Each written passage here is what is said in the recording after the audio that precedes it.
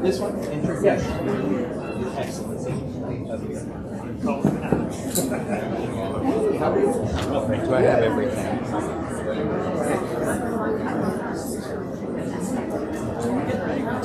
That's it.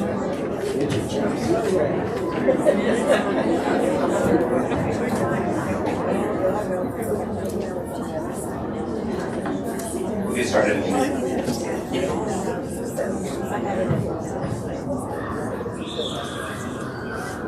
I will close the door in a moment to all the pleasant sound of children screaming.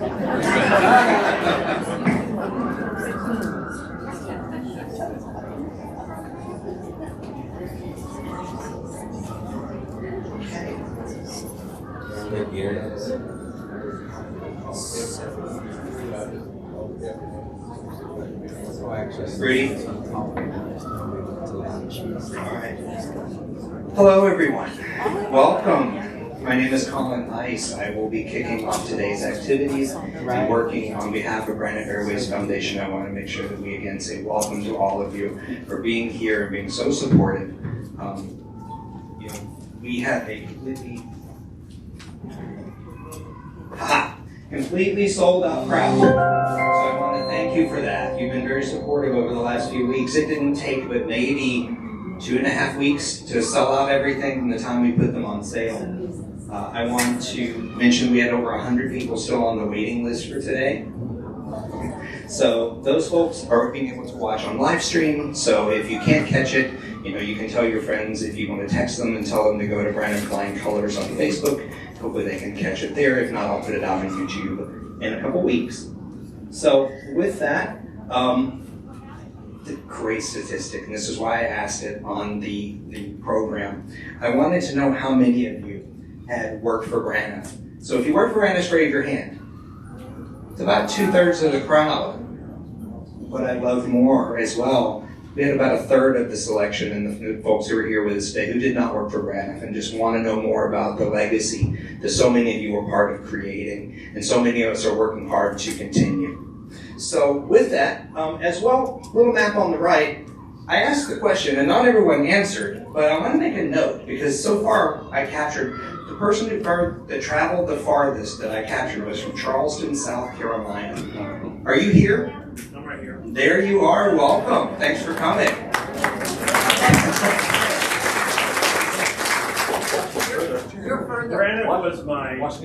Braniff was, I used to be a flight attendant. I flew for American, Delta, and United. And none of them were like you guys at Braniff. When Braniff went under in '82, I was still in high school. And I used to sit in my backyard and wait for 6:01 p.m. to fly over at 1:15. And we live in Fort Worth. And so I collect Braniff memorabilia. I'm a real geek. And to see you all here is just such a. I brought my mom. It's just really neat to be part of this, because I would have loved to be part of your family. And it is amazing, every event we go to, they are still this cohesive and this passionate about it. What company is that? That's great. So I know as well, after meeting Sean came from DC, so Sean may have beat you out by a few miles. Do we have anyone further than DC from Dallas? Montana. You really did come a long way. That's wonderful. Are you here with one of the families for induction with Fran? Fabulous, fabulous. Anybody further than Montana? This is going to be maybe worth something later. All right, we'll move on. Now a word from our sponsor.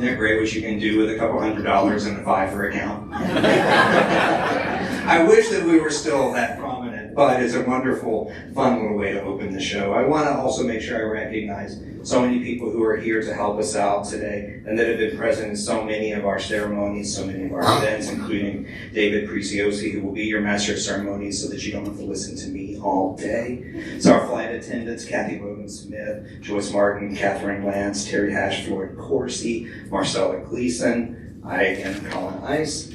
We've got our assistants and volunteers helping us today, Lindy and Terry, Romley, Rudy, and Marilyn. I couldn't thank you enough.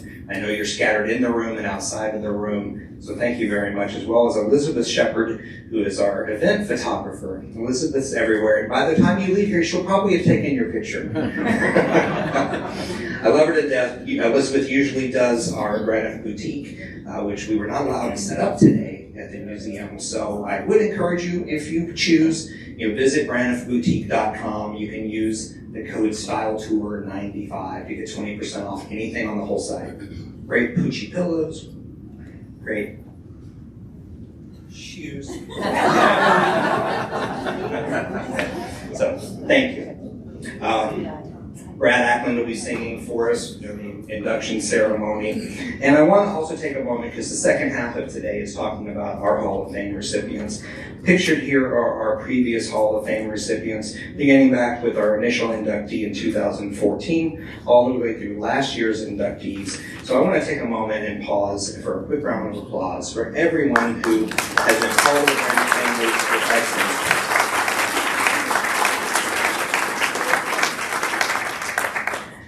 As well, a generous thank you to our hosts today for the Frontiers of Flight Museum. They're going to allow us to be with you. So Teresa Lindling, Dan Hamilton, Anne-Marie Evans, and the entire staff here are doing great work. You saw a lot of people today that were part of another event, giving a lot of people who probably never had an opportunity to be part of aviation to experience it today. So there were 1,300 to 1,500 kids and families here who are new to the industry. So with that, quick video. Oh, or not.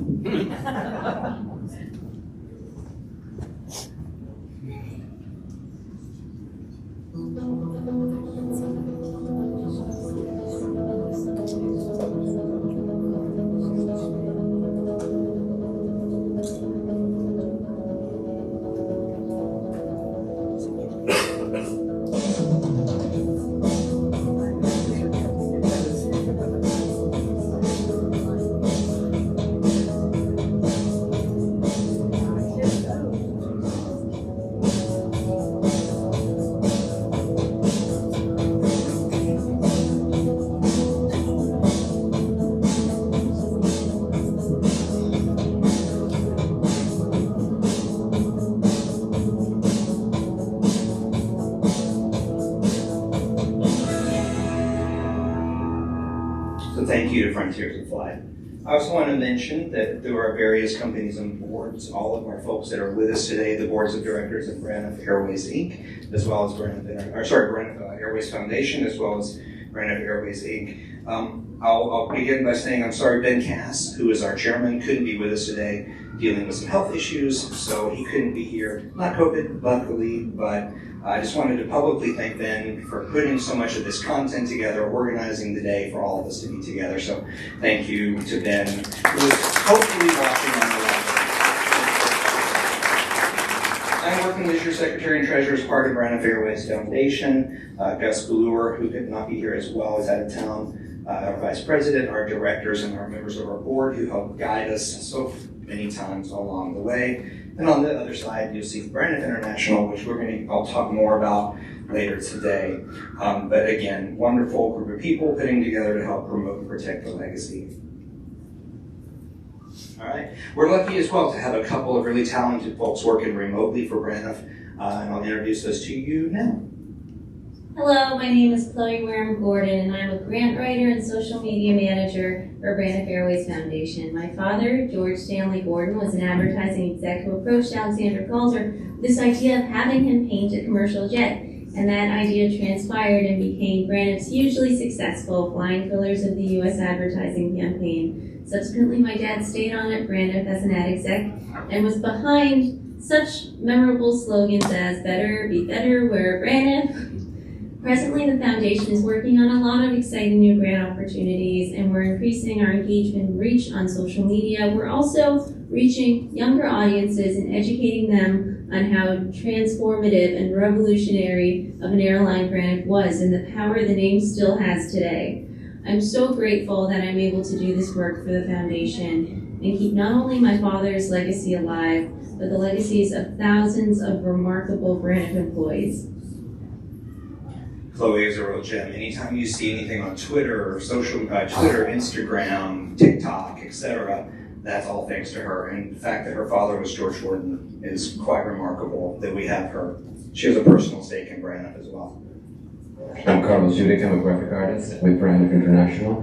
We're working on a brand new line of t-shirts and a bunch of other products that will display the beautiful logos and designs of Braniff. Right now, what you see on my screen is a beautiful DC8 two-tone red over tan. This design is going to be applied to one of our products, and it will be available through the stores and the Braniff boutique very shortly. Stay tuned, and thank you. It's wonderful. Chloe's up in New York, and Carlos is in Chicago, and they work so wonderfully together. So another reason that we're here today is Braniff's 95th anniversary. A lot of you were in this room, because I recognize so many of you, when we did the 90th anniversary celebration 5 years ago, which is hard to believe that it's been that long. But the celebration is going to continue through the end of 2023, and an exciting array of events are planned for the milestone, which includes today's events. An anniversary like this deserves a beautiful new color scheme to mark the event.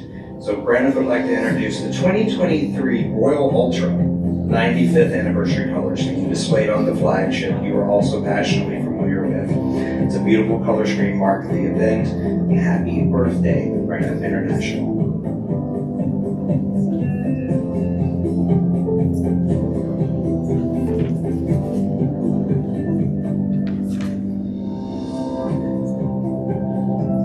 It's just beautiful. So keep following along at BranifFinternational.com. With this, I'm going to step aside and I'm going to turn over the very powerful little button to David Preziosi. David has been our master of ceremonies through so many years, a steadfast supporter, and generously donated his time and his expertise and his passion to our mission of protecting and preserving Braniff's legacy. Turn it over to David. Thank you, David.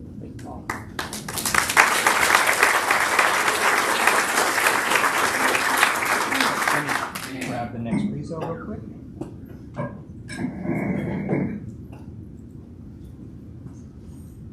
The prezos were too big to put all in one. I had to break them up. There we go.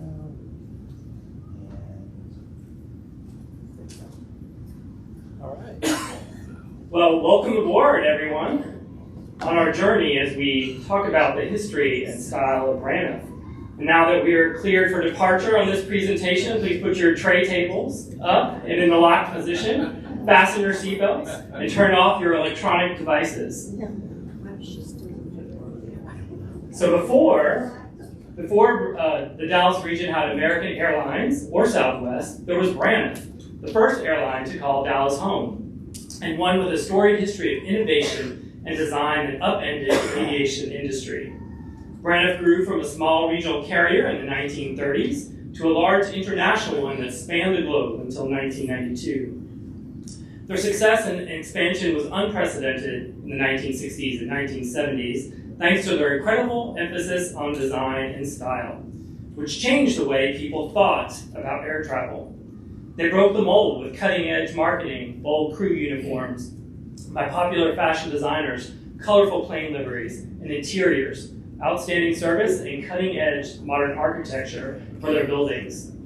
Braniff completely revolutionized air travel and literally put Dallas on the map as a major player in the country's aviation network. But the story of Braniff began in 1928 in Oklahoma City with two brothers, Paul and Thomas Braniff. Paul was the aviator, while Tom was the businessman whose insurance empire funded the start of their operations. Paul R. Braniff, Inc. took flight with its maiden voyage on June 20th, 1928, with a 5-passenger, single-engine Stinson Detroiter catering to oil executives flying from Oklahoma City to Tulsa. A large aviation holding company later purchased the fledgling airline in 1929, and then which a year later became part of the company that would eventually become American Airlines. With a taste for aviation, the brothers created a second airline in 1930, Braniff Airways, Inc. It got off to a rocky start due to a lack of paying passengers to fill their Lockheed Vega aircraft. However, salvation came in 1934 in the form of a contract to carry U.S. airmail from Dallas to Chicago, which provided a steady income that allowed the airline to grow. Braniff planted roots in Dallas that same year when it opened a maintenance and operations hangar at Dallas Love Field. In 1935 and 1936, Braniff expanded when it acquired 2 small local airlines. Braniff also increased their fleet with newer and bigger aircraft, including the 10-passenger Lockheed Electra in 1935, the 14-passenger Douglas DC-2 in 1937, and the 21-passenger DC-3 in 1939. The new planes made air travel a much safer and more reliable mode of transit. With its growth from the Great Lakes to the Gulf, and Dallas being an important central terminus for the route system, in 1942, Braniff decided to relocate their headquarters to a brand new facility at Dallas Love Field, becoming the first airline to do Braniff. And they struggled to turn a profit in an unregulated market with high interest rates for aircraft and skyrocketing fuel costs. Lawrence developed a plan to keep Braniff afloat by selling off older aircraft and eliminating unprofitable routes. He retired in 1980, and by 1981, the plan to turn the airline around was progressing. However, a severe recession in the summer of 1981 and a strike by air traffic controllers drove passengers away, and airlines could not fill enough seats to offset costs. In addition, Braniff was fighting American Airlines and Southwest Airlines in fare wars on competing routes, which dropped tickets to unsustainable low prices. Southwest even offered ticket purchasers a bottle of whiskey if they bought a ticket with them instead of Braniff. Braniff struggled with its large debt, which kept growing, and a lack of credit. With little cash to fund operations, the difficult decision was made in 1982 to suspend operations. The airline was resurrected twice by different investors. However, they failed to make Braniff profitable again and to stop flying permanently in 1992. To give passengers a sense of comfort in the early days of flying, airlines adopted a traditional military-inspired look for planes and crew. Well, that changed in 1965 when Braniff upended the aviation industry with a brilliant marketing campaign called The End of the Plain Plane. It visually and stylistically separated Braniff from its competition. It was developed by Jack Tinker and Partners of New York, and was so successful that immediately profits increased dramatically. Mary Wells, one of Tinker's thinkers, spearheaded the remaking of Braniff into a modern icon. She drove the design to be bold and futuristic to match the enthusiasm of the 1960s. To create the new look, thousands of Braniff items were redesigned in 1965 by New Mexico architect Alexander Gerard. He called for painting the planes an eye-catching array of solid colors featuring lemon yellow, turquoise, beige, dark blue, pale blue, periwinkle blue, ochre, and orange. Plane interiors were treated with new modern designs in red, blue, gray, yellow, brown, green, and orange, with seats covered in custom Herman Miller design fabrics. Ticket offices, including those at the Dolphus Hotel and Statler Hilton Hotel in downtown Dallas, ticket counters and gate lounges were also transformed with new, bold color scheme and ultra-modern Herman Miller furniture. Gerard also designed a new Braniff International or BI logo in 1965, and the iconic Braniff dove, or the Bluebird of Happiness, as it was originally titled. He even created a custom font for Braniff called the Alexander Gerard Sky Font, which was used for all airline materials. Haute Couturier Emilio Pucci completely reimagined Braniff uniforms in 1965, eschewing the typical military theme for striking ones inspired by the recent Project Gemini spacecraft missions.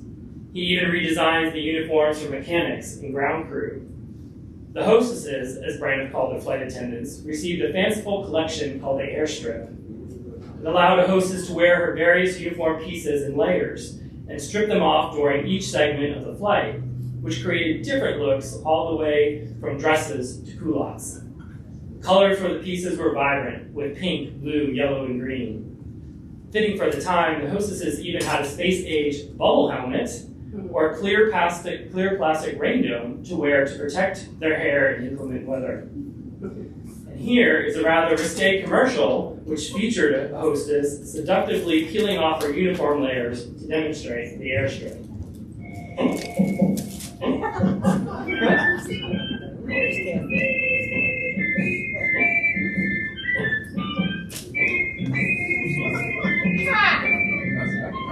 Braniff International hostess meet you on the airplane.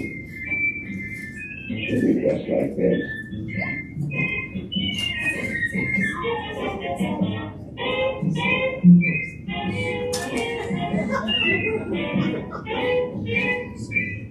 When she brings you your dinner, she'll be dressed this way.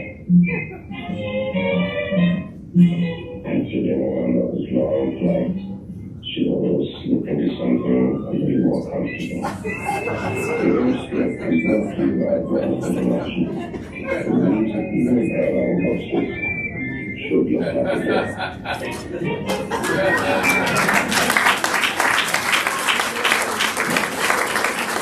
They sure don't do that today. So cheeky commercials created in 1965 under Mary Wells' direction touted the end of the plane and showcased the new looks while they promoted Braniff's exquisite food, customer service, and even baggage handling. Subsequent commercials feature the tagline, "When you got it, flaunt it," starring celebrities and athletes such as Joe Namath, Mickey Rooney, Paul Ford, Sonny Liston, Andy Warhol, Salvador Dali, Gina Lollobrigida, Whitey Ford, Miss Universe, and more. They all touted Braniff as the airline to fly. This next commercial explains the end of the Plain campaign. Braniff International is creating the most beautiful airline in the world. We hired Emilio Pucci to design our uniforms. Our hostesses wear reversible coats of almond green and apricot, space helmets to keep out the rain, red space suits, and sometimes something a little more comfortable. And we hired Alexander Gerard to do our planes. We have blue planes, orange planes, yellow planes. You can fly with it 7 times and never fly the same color twice. Inside 7 different color schemes. And since we fly to Mexico and South America, art from Peru, Brazil, and Argentina, cha-cha-cha. Planes. We won't get you where you're going any faster, but it'll seem that way.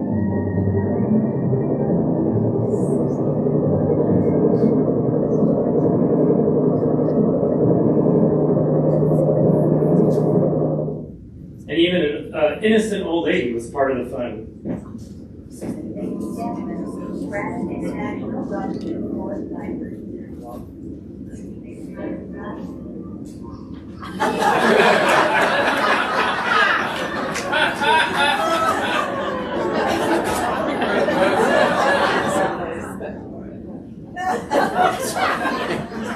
Next year, Braniff International completely redesigned its airline. And we wondered if people would like it.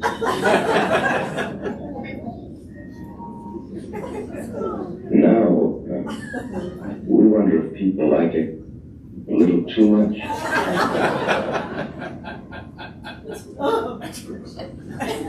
We went against souvenir hunting.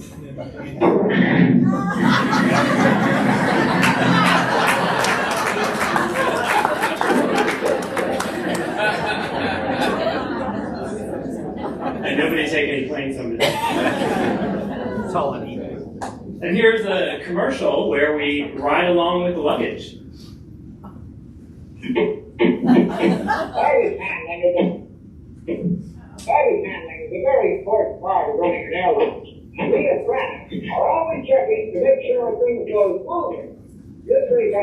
myself to St. Louis. The idea is always to keep the baggage ahead of the passengers. So we never treat the baggage like baggage. We're fast, but gentle. Gentle. This is the most boring part of my job. I face it, in here, you're not a suitcase, there just aren't any things. The whole stretch.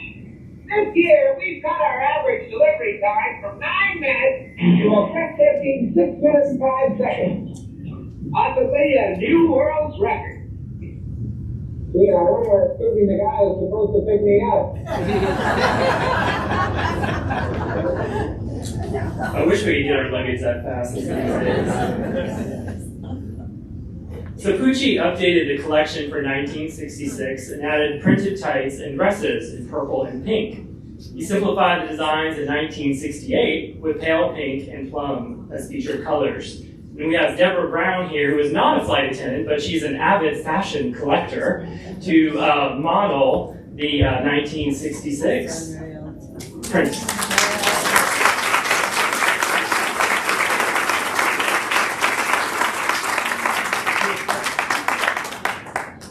I think you've been modeling before. Thank you. Where's your fur coat? His next collection in 1970 featured a simple pant dress with a colorful print which could be worn with lounge or hot pants. The 1972 collection had pieces in coordinating blue prints and solids. The final collection Pucci created for Braniff was in 1974 and featured a slim tailored tunic sweater, body shirt, and a slim trim leg pants in blues and greens. And we have Terry Hatch here, modeling the 1971 747 Braniff Place pant dress with matching pink coats.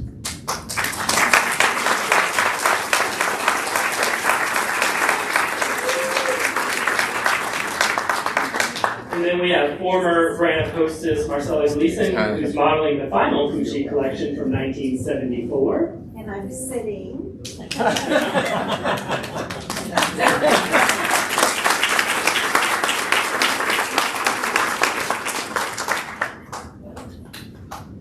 In 1971, New York designers Harper and George developed a new two-tone paint scheme for the Braniff planes with blue over light blue, red over orange, green over light green. And famed kinetic artist Alexander Calder was commissioned in 1973 to paint an aircraft in a special scheme to celebrate 25 years of Braniff's service to Latin America.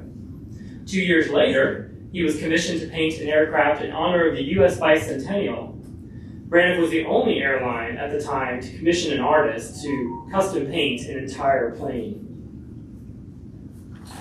The new Ultra color scheme for planes debuted in 1978 with 8 new solid colors, including terracotta, light Corvette blue, mercury blue, chocolate brown, Perseus green, metallic blue, burgundy, and sparkling burgundy. The plane interiors were also transformed with darker colors and leather seating for a more sophisticated look. Braniff also switched to fashion designer Halston in 1977 for crew uniforms. His designs matched the new edict of elegance and sophistication with solid color skirts and jackets, pantsuits, and flowing dresses with a small H pattern to them. Colors were the popular browns and creams of the day, and even the pilot uniforms were brown. So we have here former Braniff hostess Kathy Logan Smith to model her Halston uniform from 1977.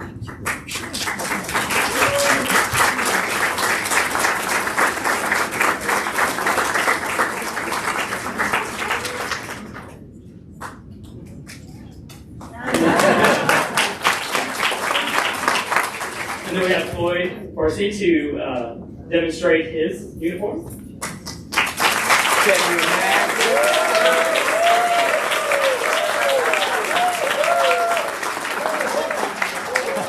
And then we have Catherine Lance for her summer suits.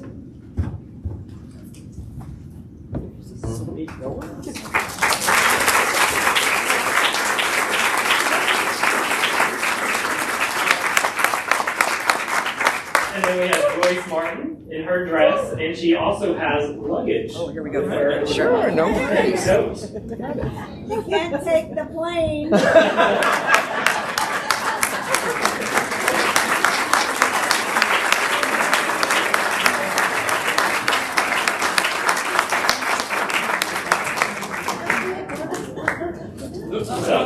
That was what it was like. You can get that floor.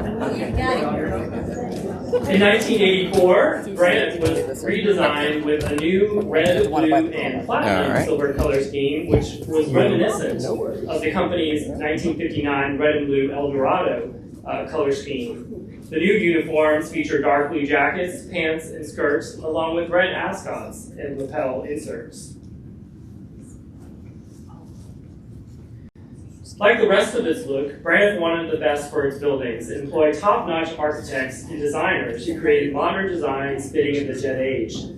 Since Dallas was the home of Braniff, there were numerous well-designed buildings built for the operations of the airline. Even the operations and maintenance base at Love Field was an engineering and architecture marvel.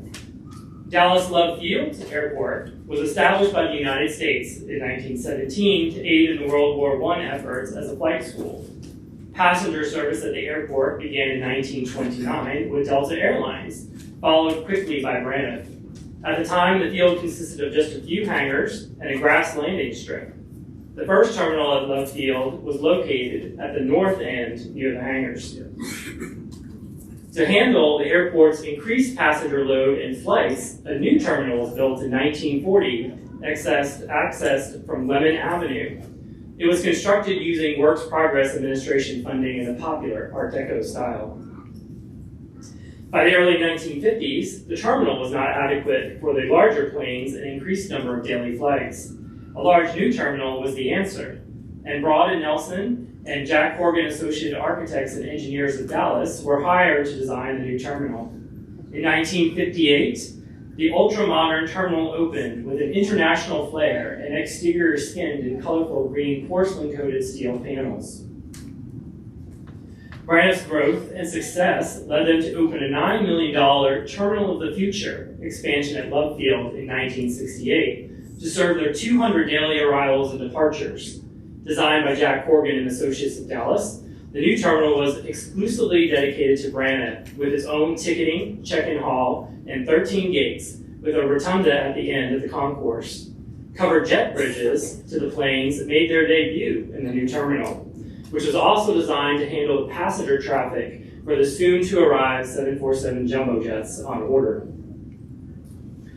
Harper and George, out of New York, designed the terminal interiors with gleaming terrazzo floors, bold-colored walls, dramatic hanging light fixtures, and elegant Herman Miller furnishings by Charles and Ray Eames. To keep travelers informed of flights, there was a cutting-edge $300,000 electric information board that was installed, which simultaneously relayed information on 20 different flights. Even more futuristic was Braniff's Jet Rail, a specially designed $2 million elevated monorail system that opened in 1970 at Love Field. First of its kind, it whisked passengers from the parking area to the terminal in a few minutes. Passengers pulled up to a valet, left their car to be parked, and luggage unloaded. They ascended to the jet rail boarding level and boarded automated coach cars, painted in, of course, in Braniff's colors. They hung from a single track and delivered passengers directly to the terminal gate area. Let's watch a video of how that works.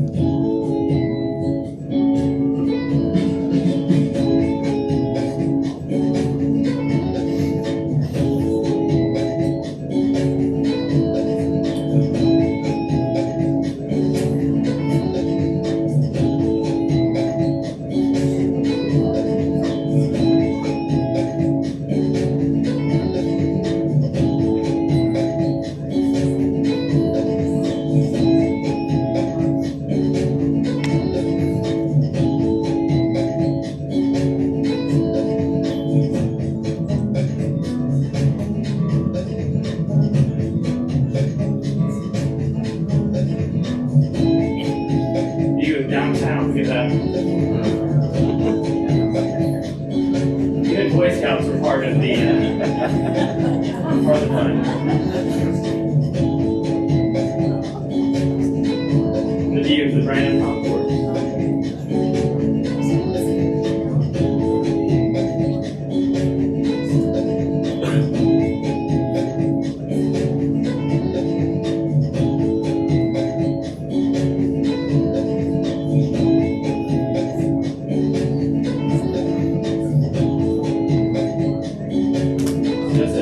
Arriving at the terminal concourse.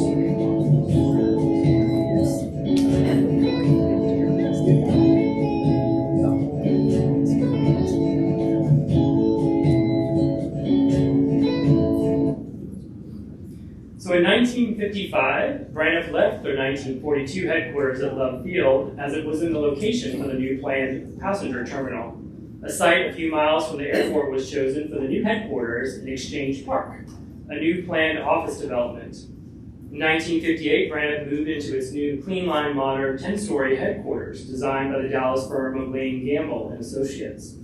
The exterior featured blue metal panels and an integrated sun shading system on the exterior. The top floor executive offices featured terraces with a direct view of Love Field to watch the airfield operations. Braniff hired the nationally prominent Los Angeles architectural firm of Pereira and Luckman to design the new operations and maintenance base at Love Field, with the prolific Dallas architect Mark Lemon serving as the associate architect. What could have been a nondescript utilitarian building turned into an engineering and architectural feat of sophistication, with an innovative design heralding the modern age of flight. Braniff opened the $6.5 million facility in 1965 to serve its entire fleet and to make operations more efficient, with hangar bays, repair shops, testing laboratories, training facilities, reservation center, dining center, kitchen for flight meals, and offices, all under one roof. The dominant design element for the operations and maintenance base consisted of a central core with an inverted roof flanked by hangar bay roofs, which sloped toward the central core. The forms were composed of rigorous symmetry as a direct reference to aircraft wing geometry. Below the soaring roofs were curtain walls of aluminum, glass, and cement plaster. All were quietly detailed and recessed to emphasize the dominance of the roof forms. The massive 400,000 square foot building was supported by a steel frame structure, which allowed great flexibility for the interior layout. The Lemon Avenue public entrance was at street level, with the hangar bay floors a level below at runway grade due to the slope of the site. Each side of the building had a hangar bay with 35-foot tall doors that rolled into pocketed gussets to reveal an opening of over 400 feet, the largest of its kind at the time. The entire building had sprinklers installed for fire suppression done well before the now common code requirement in commercial buildings. There was even room to test jet engines. Engines could be removed from a plane and mounted on an overhead track which delivered the engine to a special testing room with reinforced 3-foot thick walls and a blast door. To keep up with Braniff's growth and changing technology, the building was expanded, including the addition of flight simulators for more efficient pilot training.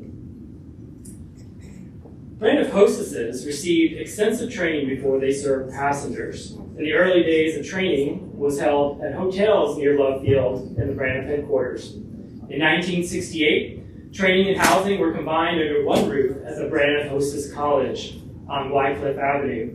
The new $2 million 5-story facility designed by Pierce, Lacey and Associates of Dallas housed 142 hostesses at one time. Everything was provided on site, including classrooms, dormitory, cafeteria, uniform shop, beauty salon, exercise room, and even an outdoor pool for sunbathing. The exterior design was modern and elegant, with softly curved walls of creamy gunite.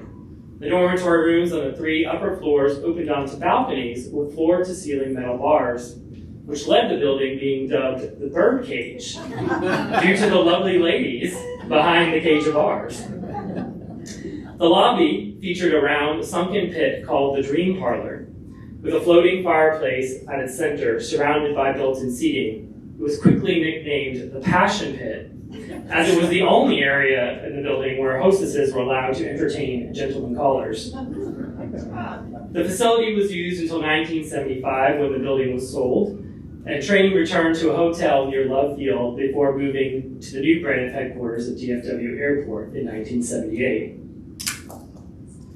The Civil Aeronautics Board mandated in 1964 that Dallas and Fort Worth choose a site to build a single airport to serve both cities, or one would be chosen for them. In an act of forced partnership, a 17,000-acre site was selected that straddled the county line between Dallas and Fort Worth and was relatively equidistant from both.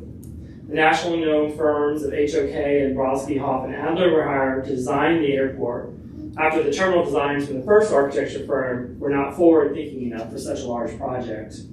The two new firms came up with an ingenious solution for the massive airport with a series of semicircular terminals at either side of a spine highway down the center.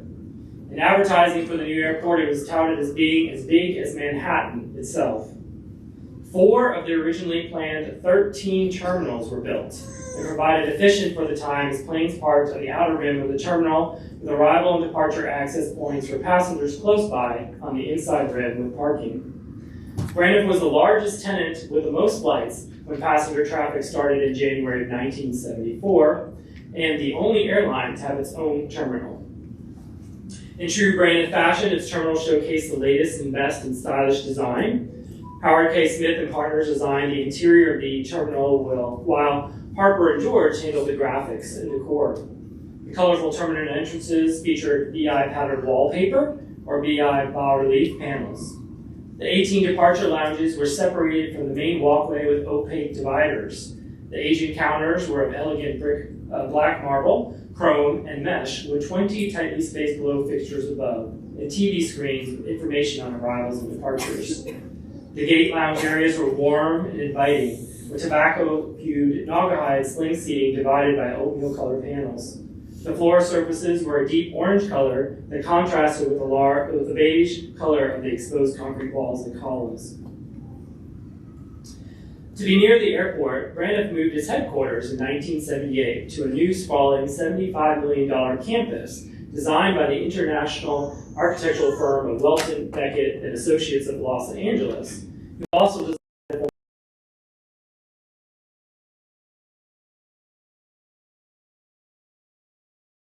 Regency in downtown Dallas.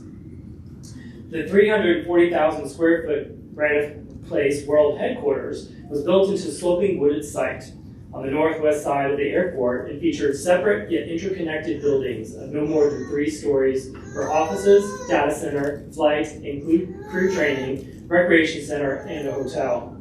A separate flight simulator building was also constructed. The interiors were designed by Morris Aubrey's architects and featured stark white walls with dark blue carpet. Bold color bands on the walls denoted the different section and uses of the facility. The 2-story cafeteria was a central meeting space of the complex and was open 24 hours a day to accommodate Braniff employees and hotel guests there for training or employees passing through DFW. The executive area of the complex featured offices, meeting rooms, data center, boardroom, and a director's dining room.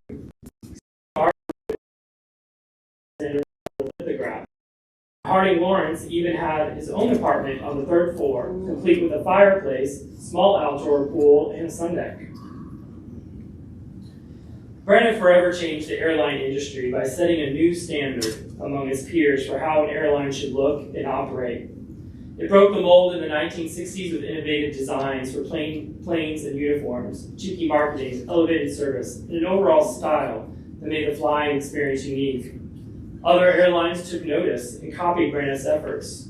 Newer airlines of today, such as JetBlue, have used the style and design as fashion and key components of their brands, following the playbook which Braniff wrote.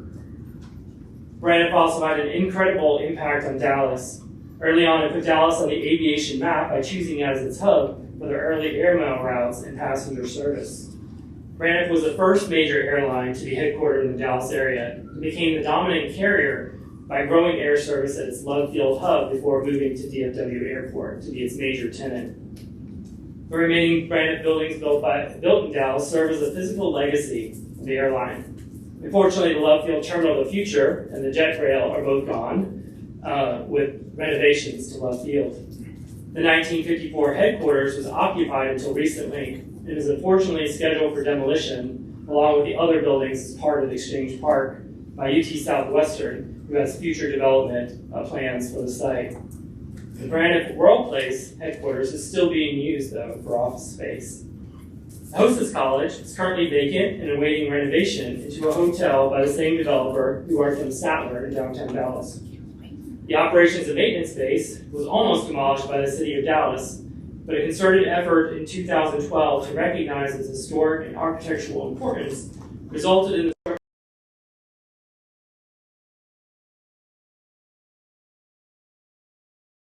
the facility to developer, who has transformed the building into a mixed-use building with a flight center and commercial spaces.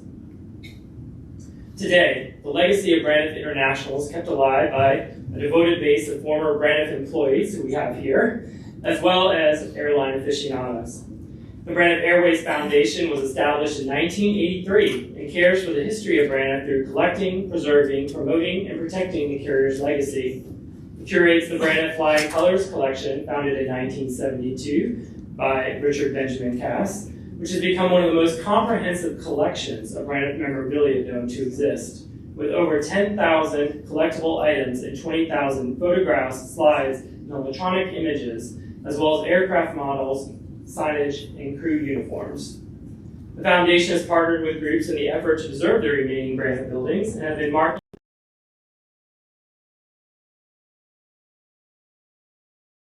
the original Braniff Public Relations Archives and the Braniff Video Oral History Program. Even though Braniff came to an unceremonious and bitter end, the trailblazing airline left an indelible mark on Dallas and the entire aviation industry. There are many who have fond memories of flying with Braniff or working for the airline that keep the Braniff spirit alive. New generations are now discovering Braniff and their incredible design and style through the work of Braniff Boutique, which has recreated many of the designs of Braniff in fashion and home decor. Braniff's unfortunate demise was a true loss for the airline industry, as who knows where the most colorful and innovative airline of its time would have taken us today if it was still around. So as we make our descent for landing on this presentation, please put your tray tables in the upright lock position and fasten your seatbelts as we see what Braniff thought like. You are about to see won't look familiar because they haven't happened yet. The supersonic jet will change everything you know about flying. You arrive at the jet port in a train that's almost as fast as some of the planes flying now. Robot porters carry your luggage for customs automatically. Please place your identification in the open side. You don't have to carry a passport because a friendly computer already knows more about you than you do. Just like today. Travel through a pneumatic glass tube.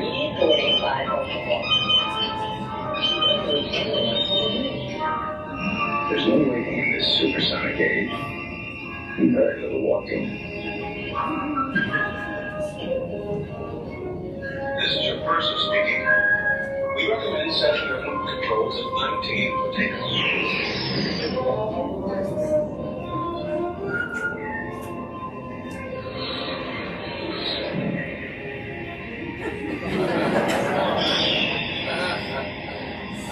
The supersonic is equipped with all the modern conveniences. An electronic ballet to clean and press your clothing. Video phone to keep you in touch with home. Almost a diva. There's even something new for a headache. And when you're hungry, you don't have to push a hostess around. Just a button.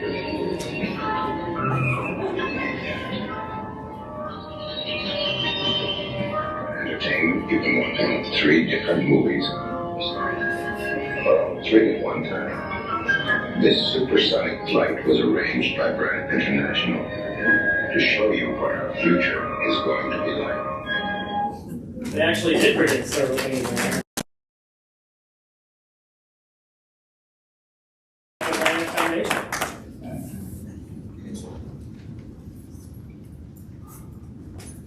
Wasn't that great?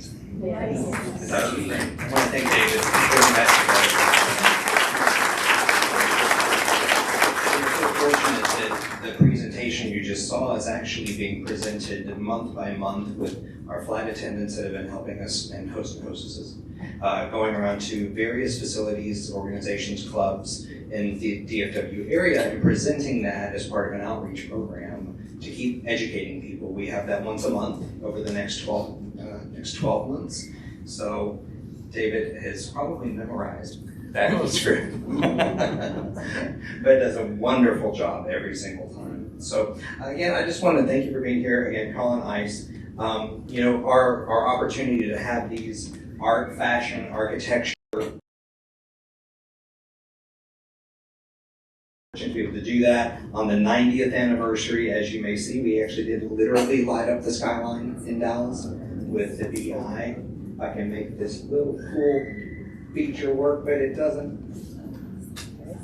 With the BI on the side of the Omni. Love it, yeah. It was flashing BI 95 for like 6 or 7 hours that night. So 90, I'm sorry, 90th. Yes, 90th.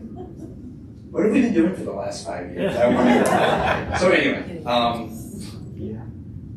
part of the outreach that we like to do is have these fun events, but we also work as part of the promotion and preservation efforts to memorialize and have events like we did in Buffalo, Texas, and Dawson, Texas, where we presented, memorial service for the loss of those aircraft and those passengers.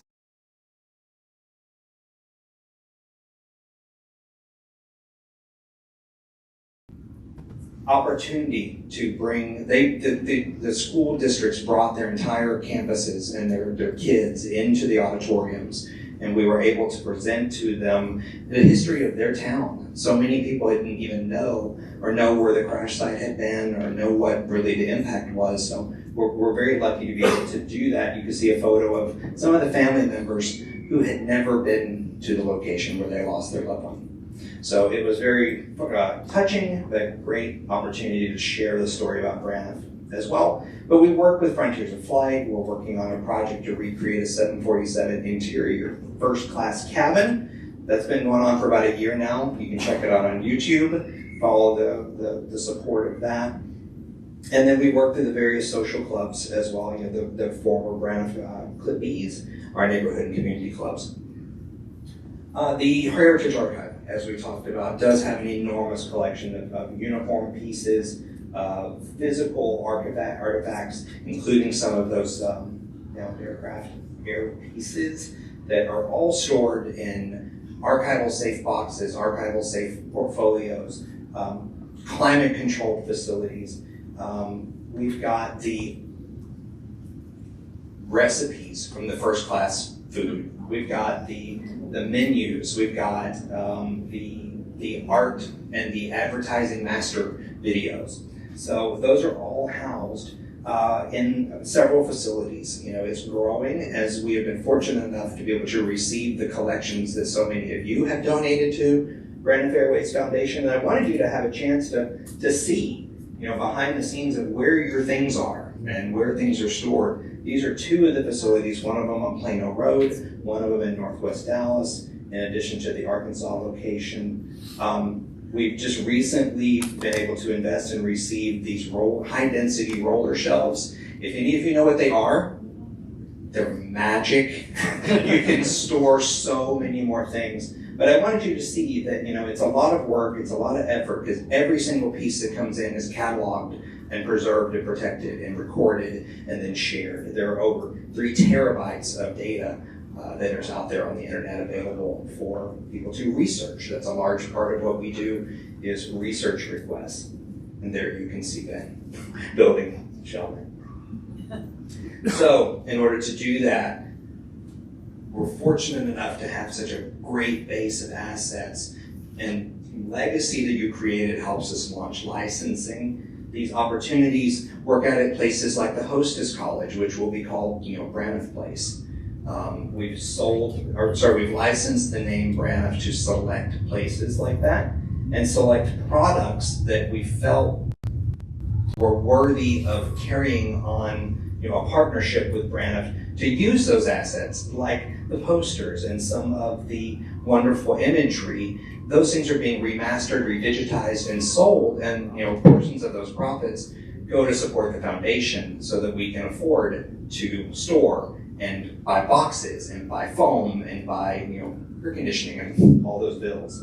So a few of the places you saw there, we've also been engaged with a few of the media companies. So you've seen probably in the movie Once Upon a Time in Hollywood, there was a scene with Braniff.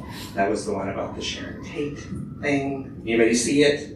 Anybody catch the Braniff commercial? We licensed them to do that. As well, there's a Halston. They were wanting to put the Cargo Man commercial on the television in the scene behind when the murder was happening. So we were like, no. So they used the commercial, but not during that scene. As well, there's a Halston documentary that's out there, licensed that, as well as this great purse collection. There is a lifestyle home designer that I can't talk about yet. That's going to be a wonderful global partnership to really take the Braniff assets and let new people experience them, as well as a great watchmaker. So I'll kind of exit on that front. I want you all to, if you got your phone, hit the QR code. You can follow along to any of our links. As well, if you're interested in any of the licensing, you can hit me up or you can reach out to our licensing agent, which is out in LA. So with that, we're going to now move into the interview segment of today. So I believe Rumley and Lindy are bringing out some chairs for us to do that. I will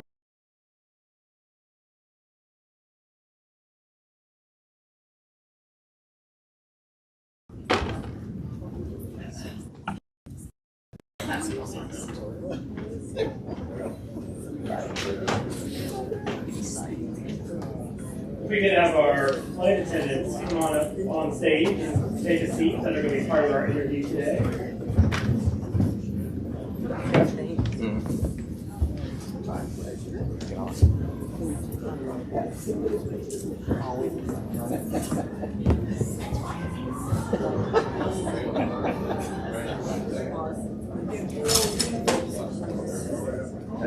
Testing.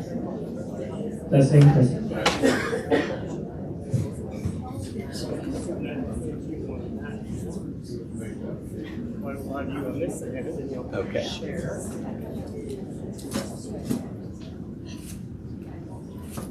All right, so very quickly, why don't each one of you introduce yourself and tell us the years of service that you had with Braniff and what attracted you to flying with Braniff?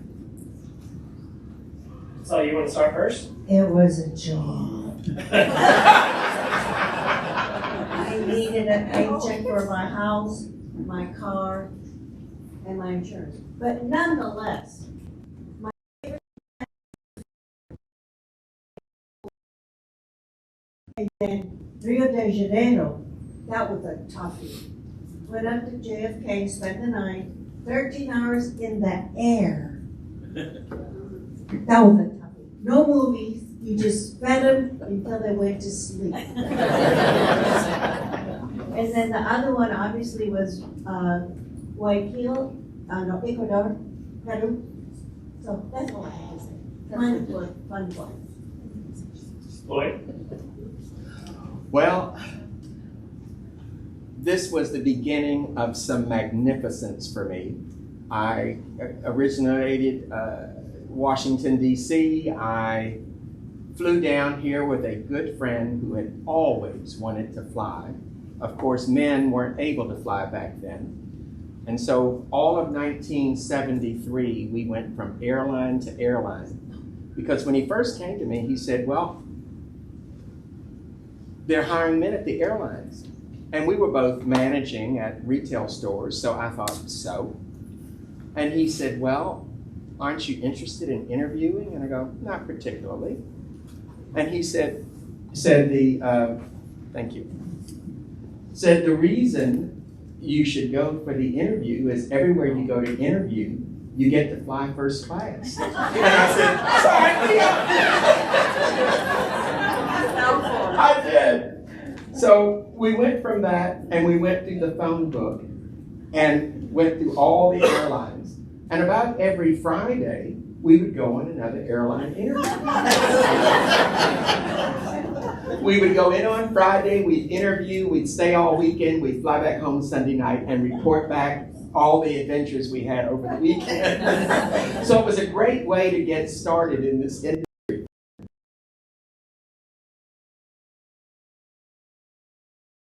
Day, and then it became a lifestyle.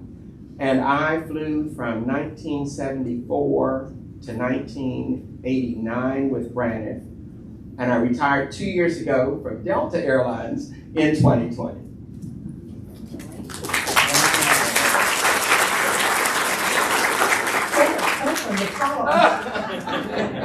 Oh, guys, I'm telling you what, I've always dreamed of being a flight attendant. I thought it'd be the coolest job in the whole wide world, and my choice was Braniff.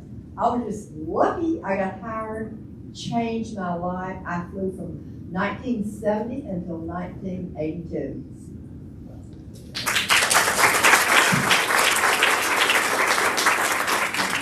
Good afternoon, everyone. My name's Joyce. I flew from 1968 to May of 1982. And I was in the very first class at Braniff Hostess College on Wycliffe Avenue in Dallas. Yay! So we always felt so special.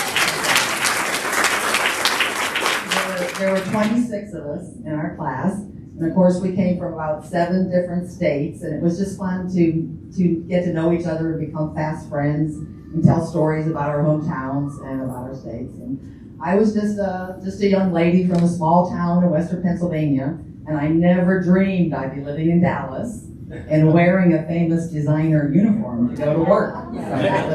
So life was good. Life was good. Then on my very first opportunity to take a vacation trip with my roommate Chris, who was from Berlin, Germany, but we took advantage of the wonderful opportunities Braniff gave their employees to get to travel. So we went to South America for 5 weeks. So, you know, Christine was just the best traveler in the world and a great travel partner. So we started at the southern point in Buenos Aires, Argentina, and we just worked our way up the continent. You know? We just went to Santiago and Lima, Machu Picchu. We went to Rio for Carnival. We saw all the parades and the parties that were non-stop, just non-stop parties. Then we went to La Paz and Bogota. So again, it was just a wonderful experience with Braniff, and it changed my life, and I felt like it gave me an education, and it just gave me the whole world, and it was just the most exciting time. I loved every minute of it.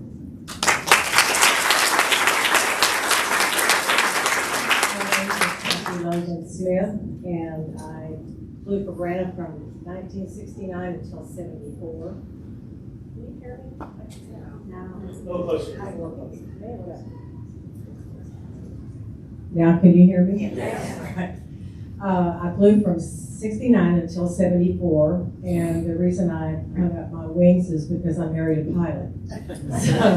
And he wanted to start a family, but the reason I started flying for Braniff is because I had a twin sister who was already flying, and obviously that was my choice, was to fly for the same airline. We had a lot of fun with that, but once I started my family, my husband did not want me to fly. I don't know why. But You anyway. didn't say no. I should have said no, but it was fun. I would not trade those years for anything. It was just the best ever.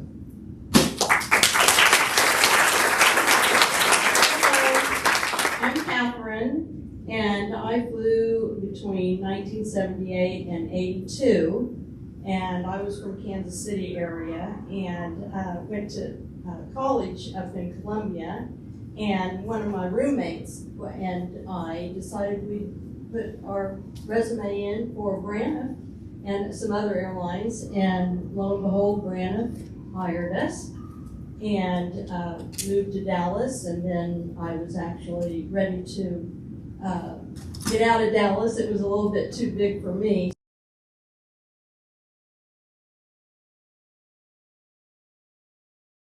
And I got my transfer right away, and that was wonderful to go up there. And I was there for a couple of years, and Braniff was sort of starting to go down, and they closed the base in Denver. I had to move and went to San Antonio. And I was in San Antonio for a year, and they closed the base in San Antonio. So I had to make another decision, and I came to Dallas instead of Houston. I think Houston and maybe Minneapolis was still open at that time. And I was here for a few months, and they went under.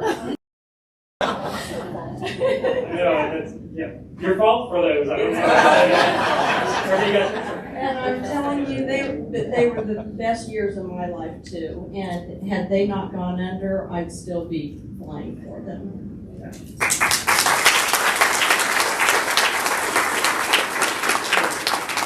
So we heard Marcella talk about one of her favorite routes that she flies. What are some of the routes that y'all like to fly? Your favorite routes when you were with Braniff?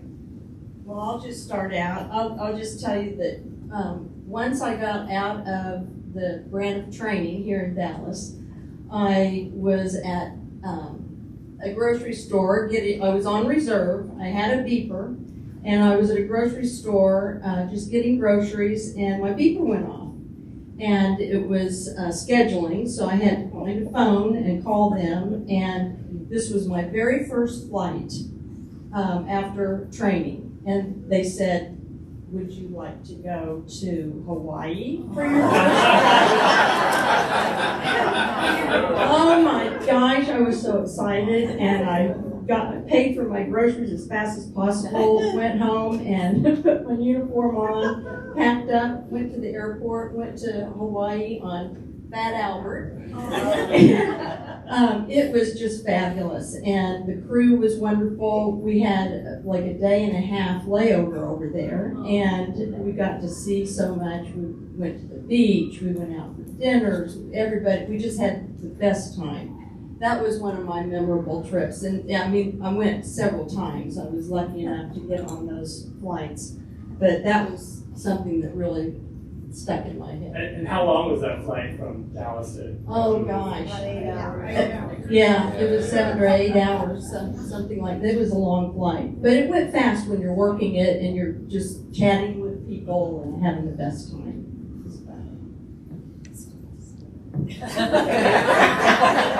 Like Catherine, my favorite place to go was Hawaii, and I was very junior, so it was a real treat when I got the phone call, maybe 3 weeks after I'd been on reserve, and they said, "We're going to send you on a 2-day trip to Hawaii, but you need to be here.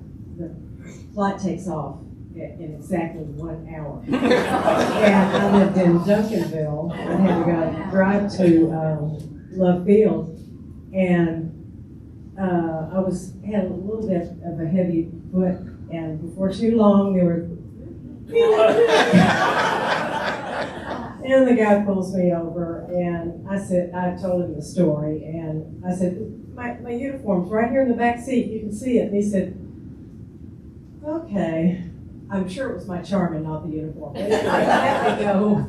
I got on the flight just in time, and it had all 10 passengers. There was not the Fat Albert. What other aircraft? 727 Stretch?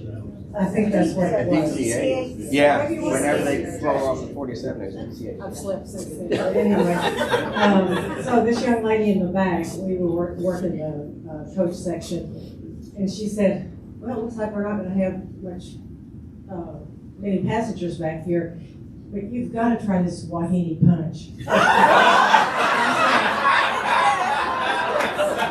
Okay, well, I wasn't a drinker, so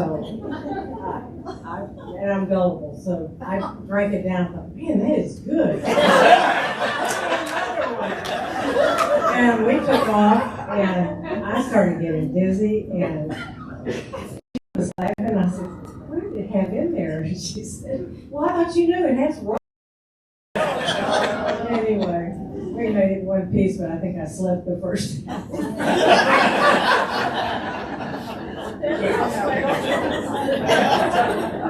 Well, since I grew up back east, I really enjoyed the New York City layovers. We had a good time. We would get out, we would do a Gray Line tour, or we would just go out and walk around, up and down Fifth Avenue, or walk around Broadway, go to the plays. We loved to see the Rockettes. It was just so much fun watching the dancing, the Rockettes. Cindy and Susie, I see you shaking your head. I think we had a couple New York trips together. So. And the crew would get together, and we would, either just go out and eat, or even just hang out and down the lobby of the hotel and just talk and laugh. And there was something about New York that was exciting, and also we knew we could come back to Texas, so we didn't have to stay there.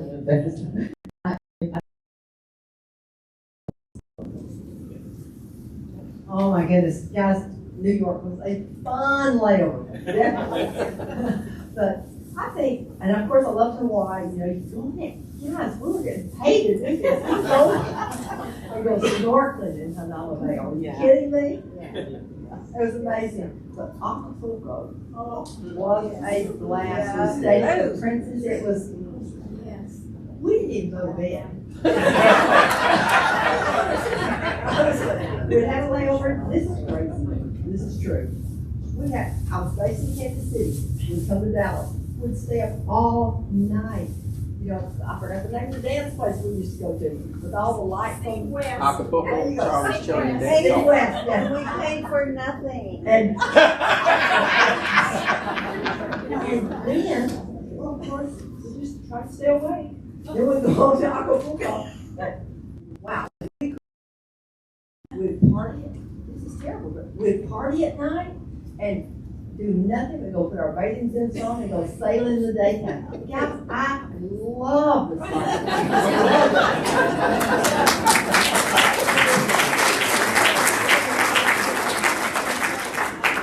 Well, the magnificence never ends.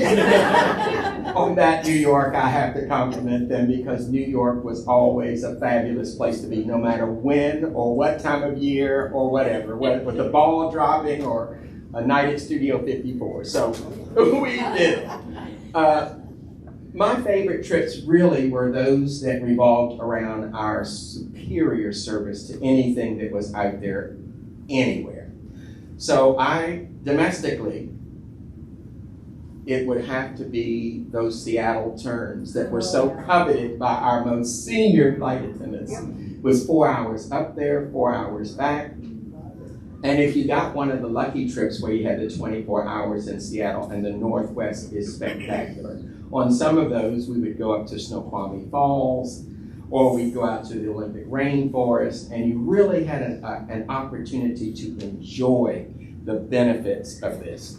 Of course, going to and from, when we would serve the beef Wellington, the Chateaubriand, the lobster thermidor. I mean, those were days when you knew you were going to eat. And when you first started, you had no money, so you look forward to those trips where you would eat everything. And there was baked Alaska and Cherry's Jubilee and those things that you only dream about now, unless you're sitting in a 5-star restaurant or flying your own private jet.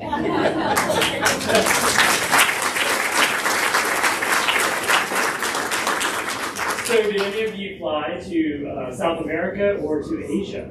South America. Asia. So what was it like flying that route to Asia? The Asia routes were probably some of the best because we had that 747 SP, which we call the squatty body, because it was one cabin shorter than the larger 747 that we had been used to. And at that time, all of our layovers were long and longer because we didn't fly everywhere. The first day we would either work or deadhead to Honolulu. And then we'd stay there 3 or 5 days, and then we'd deadhead on Pan Am to Guam. And we'd stay there 3 or 4 or 5 days, and we never left the beach. And then we would work one leg from Guam to Hong Kong and back to Guam, another 3-day layover, and then deadhead on Pan Am back to LA and deadhead home. So those were probably some of the best trips. And out in Asia, our hub, if you will, was South Korea. So we spent a lot of time in South Korea. And then from there, we flew all the other cities, Bangkok and Seoul, well, we were in Seoul, Singapore, Hawaii, Hong Kong, Seoul, and Singapore. And those were our great Asia routes. Now, on the Atlantic, on the other hand, we did London, Paris, Amsterdam, Frankfurt, and Brussels. and some of the best days of my life. Wow. I didn't go those trips.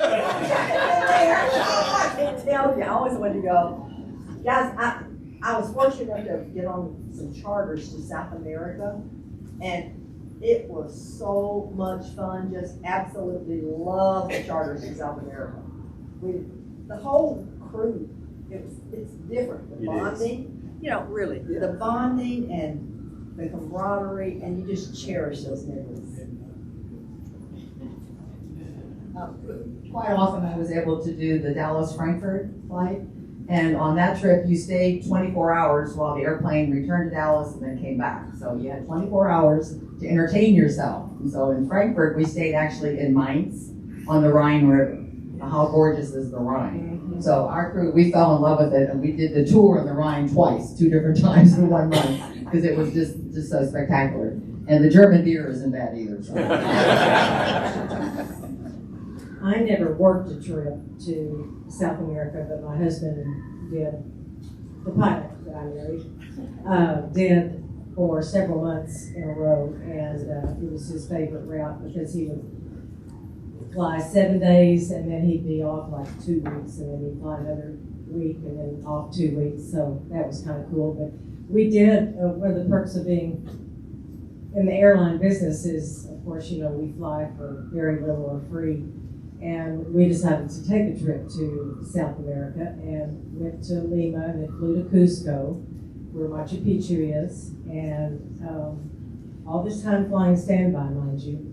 Well, we went to the airport to leave Cusco, and for some reason they had 3 flights in a day and 2 out. Does that compute to you? Well, it was full for the next 2 days. There's no way we could get out of there. And I sat on my suitcase and started crying. And my husband he said, wait a minute, I'm going to see if I can work some magic here. So he went back and talked to the crew. And as luck would have it, they trained in the Braniff facility here in Dallas. And they said, oh, we'll get you on. Just board the plane like you know what you're doing. We boarded the plane and proceeded to sit in the cockpit. Workers had to stand up. I don't think we get by with that these days. Well, I wasn't fortunate enough to get to go to South America, work any of the flights to South America and Asia because they were all senior. And I was on reserve and too junior to be able to get any of those flights. But I was able to go to over to Europe, London on some passes and in some of the cities over in Europe, which was a wonderful trip, thanks to Braniff.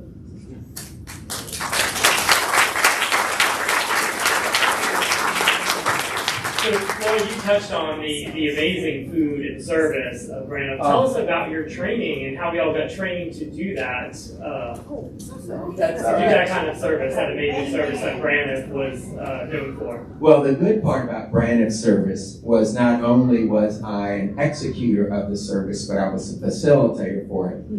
And I worked with Gene Duncan and Jeff Roselle. Right, and Gene Burns, and we all did a magnificent job with changing and presenting what Braniff was really all about. And for a while, between the Braniff Training Center on Wycliffe and the DFW facility, we did training in a little place that we call the Roach Coach on Northwest Highway, which is now the Embassy Suites, I believe, that same general area. But we made it a blast. Either way, we made sure that everything about the Braniff service was spectacular. It was probably, at the time, one of the few airlines that even domestically did a completely international service. You were serving Chateaubriand and lobster thermidor from here to New York or from here to Seattle. And like I said, you always got to eat. So it was delightful. And I flew for 4 other airlines after that, and nothing has ever compared.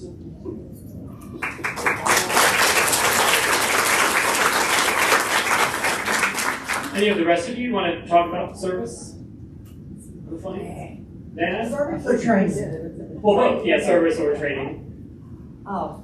Any fun stories? Got a good story. First of all, my life would have never been the same without Braniff. It was amazing.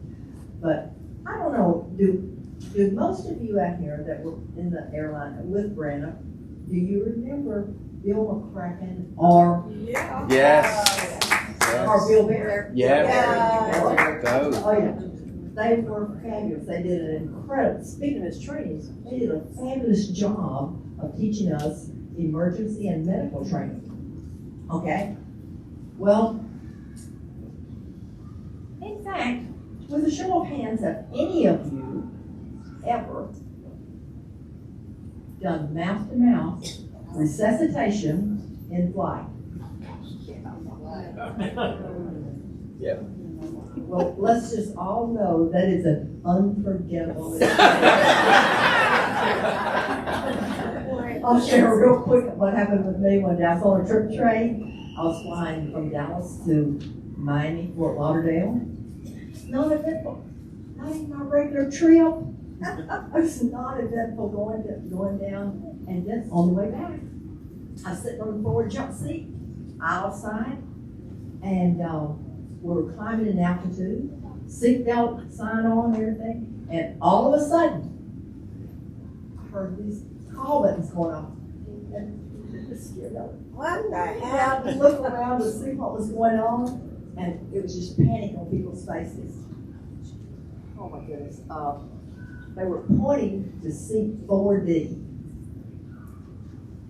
We got back to seat 4D, and there was a handsome passenger. He really was handsome, but he had a heart attack. I mean, my heart dropped in my stomach. Guys, I'm telling you, we were all scared to death.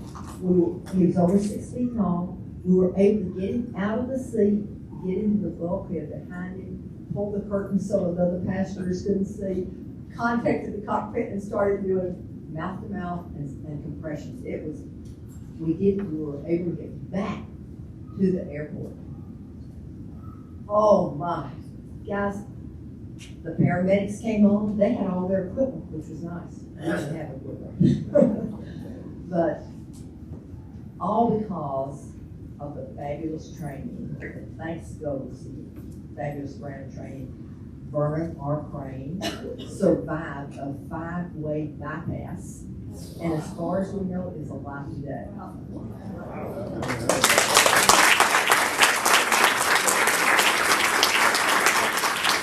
Oh, and by the way, the one thing that made our job a little bit easier, he was so handsome.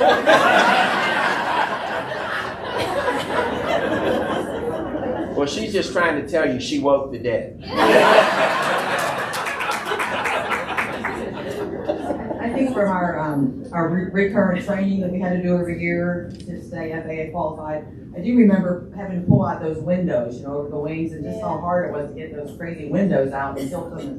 And that was like an exercise for your muscles, But I remember it was fun to go down the slides. I was kind of a daredevil, and I loved going down the slides. So that was the fun part of the training.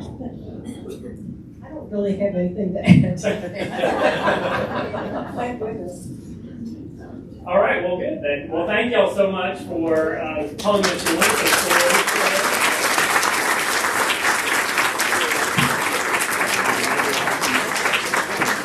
Now we're going to bring Colin back up here. That's how he gets. Oh, is it there? Sure. Absolutely. Very my pleasure. Don't you think a knuckleball is much harder to throw than a screwball? No, white teeth. Whitey Ford and his new friend Salvador Dali always fly Braniff. They like our food, they like our style, they like to be on time. Thanks for flying Braniff, fellas. When you got it, flown it. Come, Dali, baby. Always ask your travel agent one question. Does Braniff fly there too? Braniff International. When you got it, You want it. All right, so thank you, David, and appreciate all of you and the wonderful stories. We now come to the very special Braniff Airways Hall of Fame induction ceremony. Braniff Airways Braniff Airways Foundation Hall of Fame is designed to recognize persons that have dedicated significant portions of their lives to promote aviation and the preservation of Braniff Airways. The Foundation reviews several different parameters when deciding on the selection of an inductee. Nominations for future awards and members can be sent to us at info@braniffinternational.com. So today's inductees, J.T. Watson, Fran Clayton Blanchard, and Frank Maddock. I'll hand it back to David. Thank you.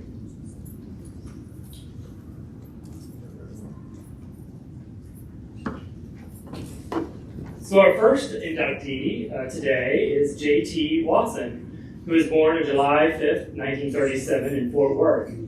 He lived in Grapevine, where his dad was a house painter and mother a housewife. He had 4 brothers and 4 sisters and was second in line of 9 children. He attended school until the 10th grade and then quit to help his dad to support the family. In 1957, he joined Braniff Airlines and worked at Love Field until 1960 when he took a military leave of absence to join the Coast Guard, where he served for 4 years. When his service ended, he went back to his job at Braniff and was at Love Field until 1978 when Braniff moved to DFW Airport. He was with Braniff until they declared bankruptcy in 1982.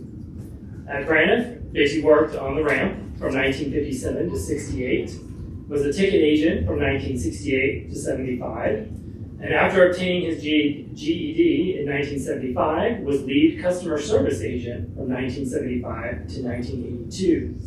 During all of those years, he said he worked with so many wonderful people, not only as coworkers, but also as friends. In 1965, he met and married Dora Lee Alford Ackard. Dora had 3 children at the time, Vicki Lynn, Joyce Ann, and David Lee. And he had a son, David Edwin Young, who was born to Rose Young. Dora worked for Texas Instruments at the time, and they had additional children, including Denise Leanne Watson, who was stillborn, Joel Timothy, Jennifer Deanne, and Jeffrey Todd, who passed away at the age of 26. JT and Dora lived in a number of places in the Dallas-Fort Worth area, including South Lake, Grapevine, Garland, back to Grapevine, and then to Euless in 1969, where they lived ever since. After the bankruptcy, Dora and JT worked many small jobs to make ends meet, and JT was able to get a job with Hearst Euless Bedford ISD for 13 years and then retired in 2002. Dora worked for Secor Corning for 18 years and retired in 2000. They now have 12 grandchildren, 5 great-grandchildren, and 1 great-great-grandchild. So we want to celebrate JT Watson. You would come up here for introduction. Introduce Brian.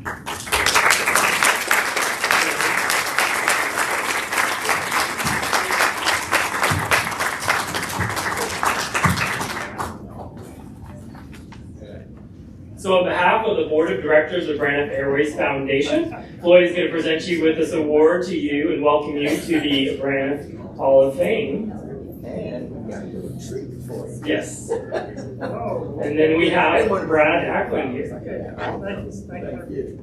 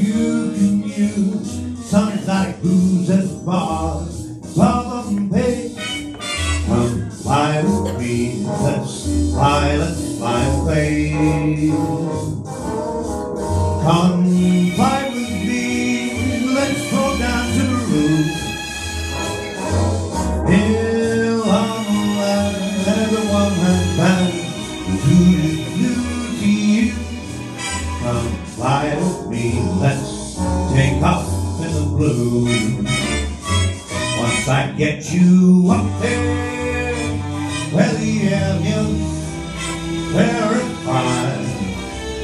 We'll just fly starry eyed. Once I get you up there, I'll be holding you so near.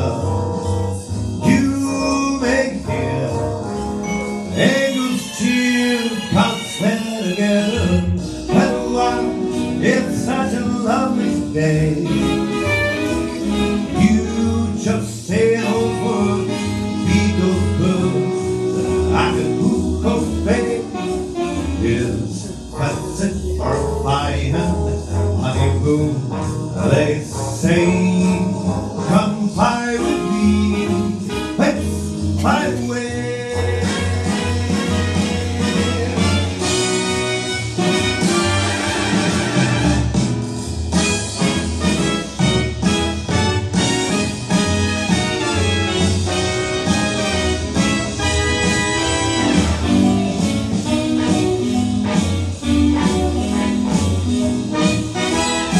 Once I get you up there, where the air is rarefied, we'll just slide starry-eyed. Once I get you up there, I'll be holding you so near.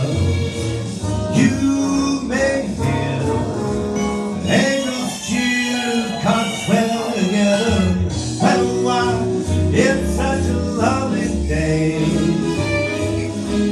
You just say those words, feed those birds, and I hook obey. It's perfect for flying honeymoon.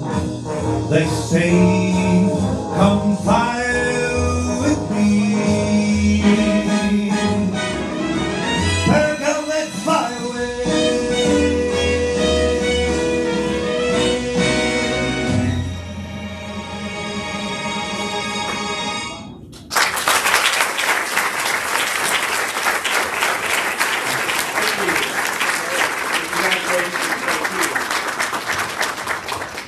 And now we have our next inductee. We have Susan Hassel here to introduce the second recipient, Miss Fran Flakem-Fletcher. Come on up.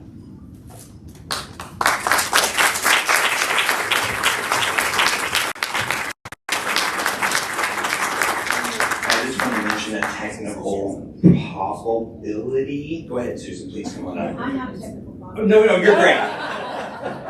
The computer's all plugged in, the laptop's plugged in, the power strip's on, but the laptop just told me, you're gonna lose power soon if you don't plug it in. I hope that doesn't happen. So if it does, my apologies sincerely, but we can still keep going. Thank you, Susan, for you. Thank you. We know her as Fran, Franny, or an occasional Francis, but her family calls her Goose. And of all the geese we know, we love this funny goose the very best. In an inside family story, we want you all to know she has her very own goose logo. Another tale is that when Fran was 12 years old, her class went on a field trip that flew from Plainview to Lubbock. On that trip, she was given a junior flight attendant certificate that she has to this very day. That trip seemed very prophetic on how her life turned out. When asked how she got so lucky with all the amazing special assignments that she had when she was a flight attendant, she replied, "First of all, I had a great supervisor who trusted me to show up, be on time, be well groomed. I adored my job, and I could really, really talk a lot." Is that right?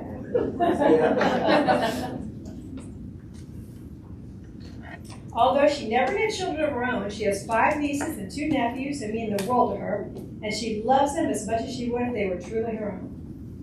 Family moved from Kentucky to Plainview, Texas when Fran was 8 years old. In her high school years, she was very active in the a cappella choir.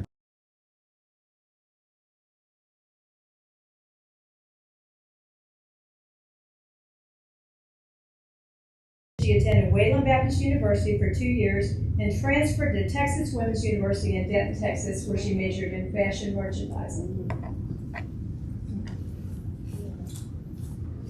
After college, having a highly adventurous spirit that we all know and love, she decided to interview with Braniff for a flight attendant position and was accepted in the class to start in the fall of 1964.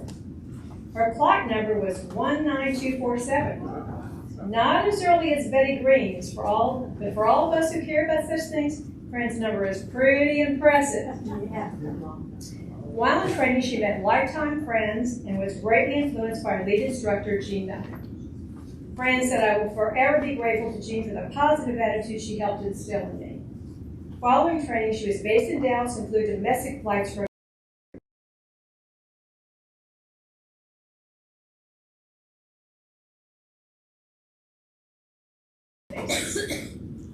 She signed up and started off on the Atlantic coast, where she flew Newfoundland, Iceland, Greenland, Panama, Germany, to name a few of the exciting places that she visited.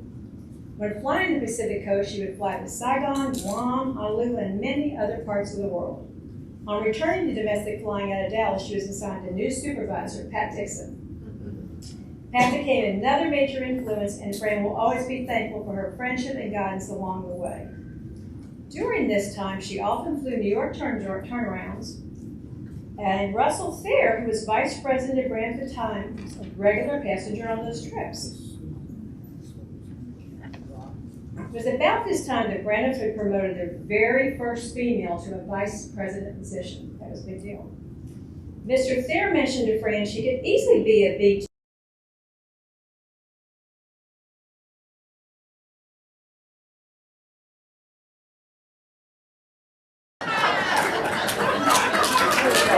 That's our friend. In 1975, Braniff and Philippine Airlines agreed to a flight attendant exchange that spanned a period of 3 months.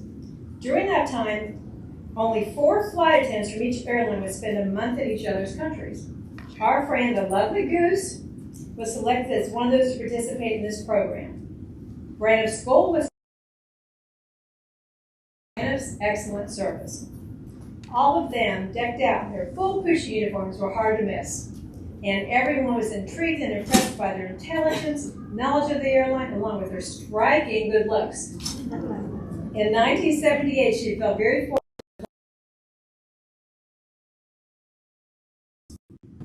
When Ronald Reagan was running for vice president in 1979, he chose for his personal campaign, and Fran was one of only 7 flight attendants that got to work his charters.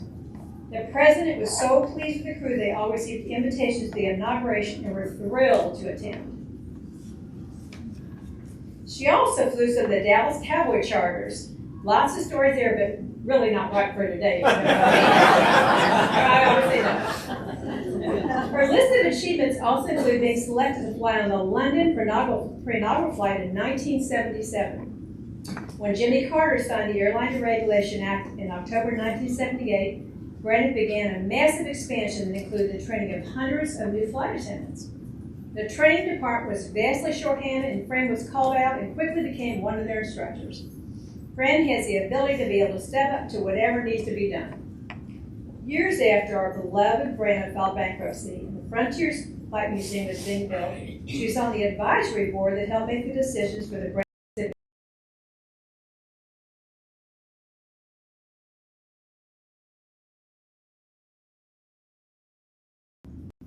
Her friend was a few years senior to Fran and was beginning to become disillusioned with the life of a flight attendant. She was complaining so badly about having to pass magazines. Fran nudged her and said, "Hey, it's part of the job. Just do it with a smile and it won't be so bad." Her friend tells us that one sentence literally changed her life. There was no more complaining about her job as a flight attendant, and that became the joy of her life. She told us, "I will never be able to thank Fran for that precious gift." Many of us in this room consider our friend Fran a gift and a blessing. We're so grateful with all the choices she could have made. She chose Braniff for her career. We love you and salute you, Franny, and God bless.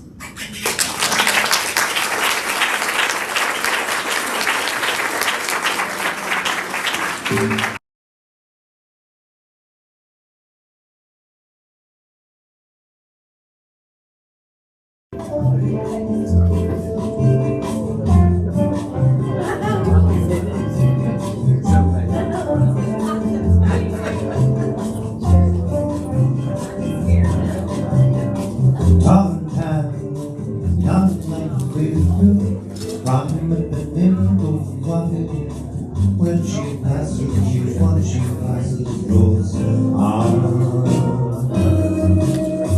When she walks, she's like somebody, swings so cool and sways so gentle.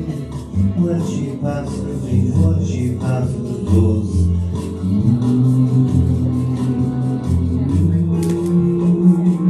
But I watch her so sadly. How can I tell her I love her? Yes, I would give my heart gladly. But each day when she walks through the sea, she looks straight ahead, not at me. All the time, from heaven to when she passes, I smile, but she doesn't see you, never sees me.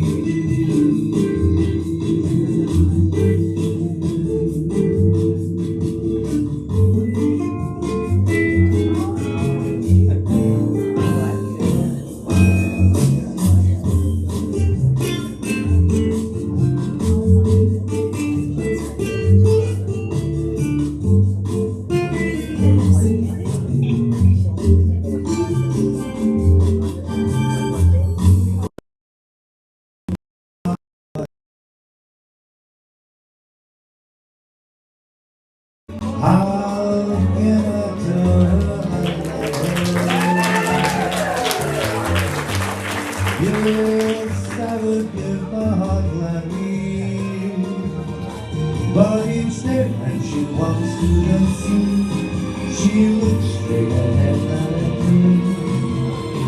Time, from the neighborhood when she passes, I smile. When she doesn't see, never sees me. She just doesn't see.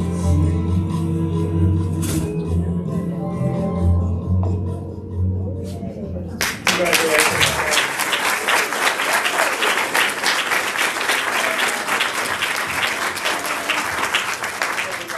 Our final inductee for the day is who was born on April 27, 1936 in Boonville, Indiana. As a child, he grew up in Phoenix, Arizona, and always dreamed of becoming a pilot. Not surprisingly, both his father and his stepmother were licensed pilots who met each other for the first time at the local airport. While in high school, Frank had the opportunity to take flying lessons for extra credit. His only cost was a few dollars per lesson for gasoline for the aircraft. He worked odd jobs to earn money for the lessons and completed them when he was 16 and was issued his pilot's license 3 days after he turned 17. After graduating from high school, Frank attended Eastern Arizona, graduating with an associate degree. He then attended Arizona State University part-time while continuing to earn additional aviation ratings and licenses. He joined the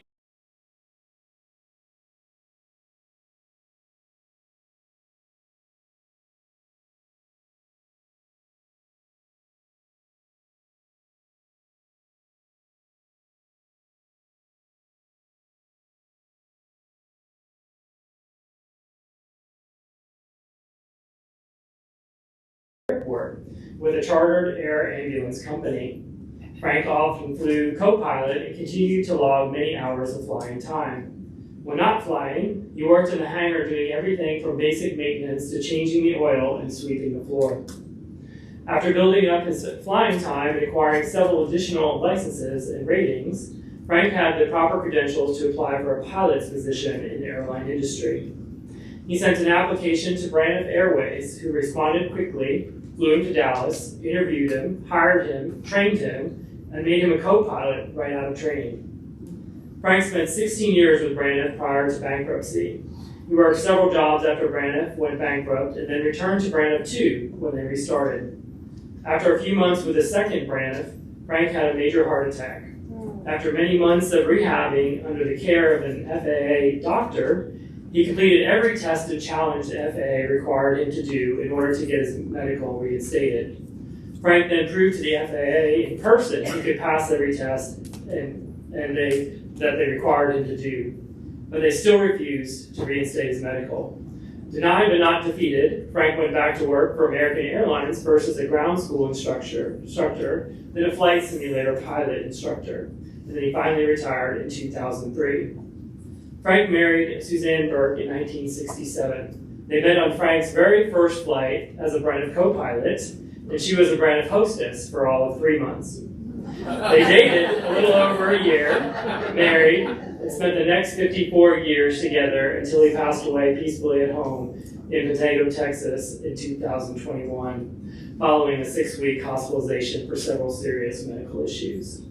Suzanne and Frank loved being together and all the time, and they loved to travel. They took 18 cruises, flew all over the world, rode their motorcycles all over the country, and loved their favorite cars, which were Chevy Corvettes and Ford Mustangs. His family said that as humble as a man he was, Frank would be absolutely stunned to know he's receiving this amazing award and recognition. They said he would be overwhelmed with joy to accept this honor, but would never believe that he earned or deserved it. Frank truly loved Braniff and everyone he worked with. His family could not be more proud of him or respect him more than they already do.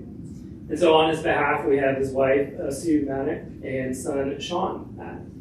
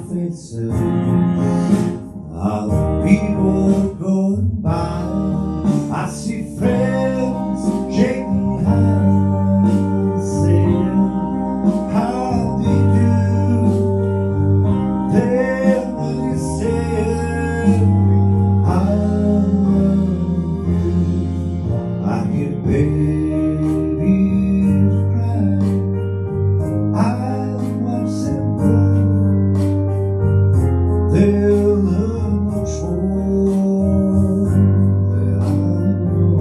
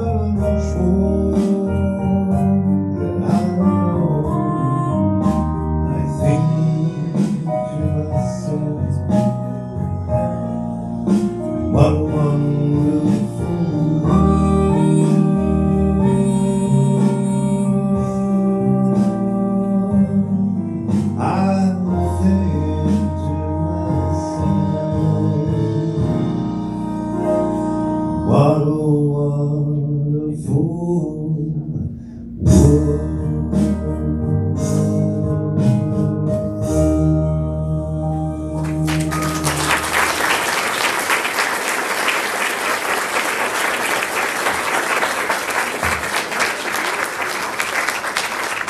Congratulations again to all three inductees today. If we could have everyone stand that's supporting the inductees today.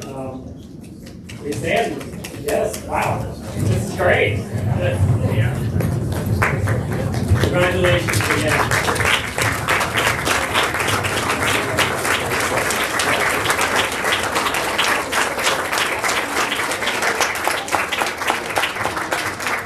The recipients and their families will also be acknowledged in person at the annual Braniff Christmas party and a show on Sunday, December 4th, 2022, right here, beginning at 11 a.m.